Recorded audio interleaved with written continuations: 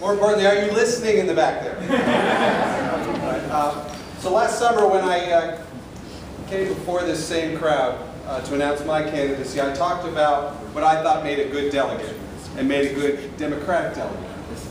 Tonight, I'm here to talk to you about what makes a good Commonwealth's attorney, which happen to be the same things that make a great Democratic Commonwealth's attorney. They are things like, she has to be skillful and a brilliant and accomplished lawyer.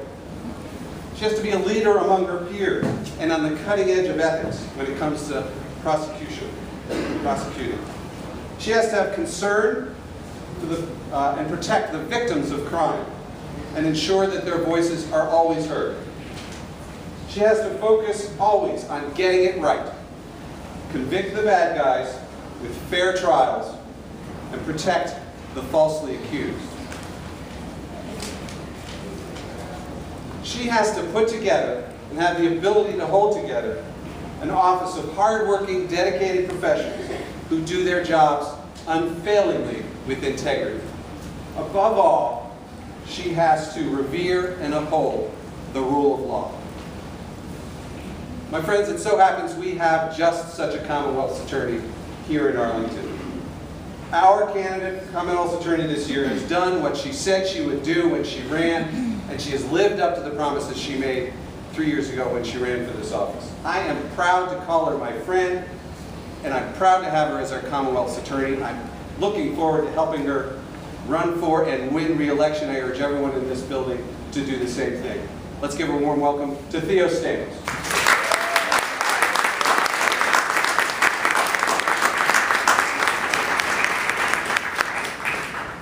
Thank you, Rip, for those kind words. Your friendship and support mean a lot.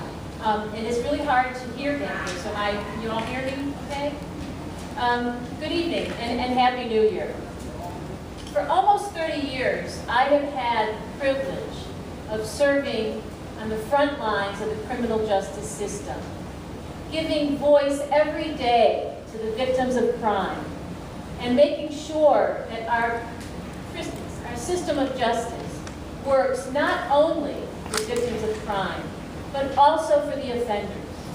When I ran for Commonwealth's attorney 4 years ago, I talked about some of the things I wanted to do in the job. And I'd like to take a few moments now to talk about some of our accomplishments. As Sheriff Arthur mentioned, we launched Arlington's first drug court. This is a rigorous program. Very good, yes. Very happy with it. And we've had some graduates that say, you can call it not This is a rigorous program that allows drug-addicted offenders to get back on track and to use tools to stay clean and to become law-abiding citizens. They are required to come to court weekly. They are subjected to random drug screens and to intensive community supervision. We concluded 4 capital murder prosecutions stemming from the murder and robbery of Tommy Wong, who was shot and killed in broad daylight in his Columbia Park jewelry store, and the murder for hire plot of Mac Woods Sr., who was brutally attacked in his North Arlington home. Mr. Wong's assailant was a career criminal on felony probation, but now he's serving a sentence of life in prison, having entered a guilty plea to capital murder. Mr. Wood's son, Mac Wood Jr., who was the individual who orchestrated the murder for hire plot, also entered a guilty plea to capital murder, and he too is serving a sentence of life in prison. And the 2 men that he hired to kill his father will spend years and years behind bars. These were difficult and complicated cases, and their resolutions not only spared the victims the trauma and stress that is a capital murder trial, it also gave them certainty and closure. And it spared this community the gut-wrenching process and the expense that is a capital murder trial.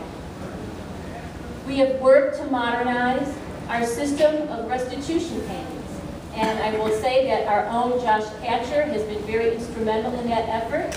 Give Josh an round. And we're working to make sure that the felons who are convicted of crimes pay their restitution to make their victims whole. My office is collaborating with my good friend, our treasurer, Carla De La Pava, on a more robust effort to ensure that those convicted of crimes pay their court-ordered fines and costs. This partnership has proven to be highly effective in the collection of thousands and thousands of additional dollars for Arlington County.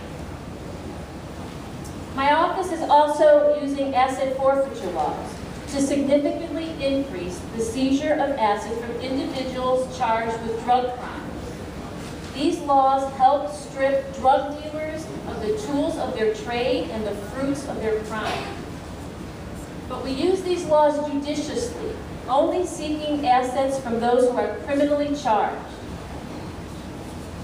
And on a statewide level, I helped create and now co-chair the Virginia Association of Commonwealth's Attorneys Best Practices Committee. The committee serves as a forum for prosecutors from across Virginia to meet and share information, collaborate on case reviews, remain current on legal and investigative trends, and most importantly, to avoid wrongful convictions. This is a serious job for serious-minded people. Every day, the prosecutors in my office make decisions that can alter the course of people's lives.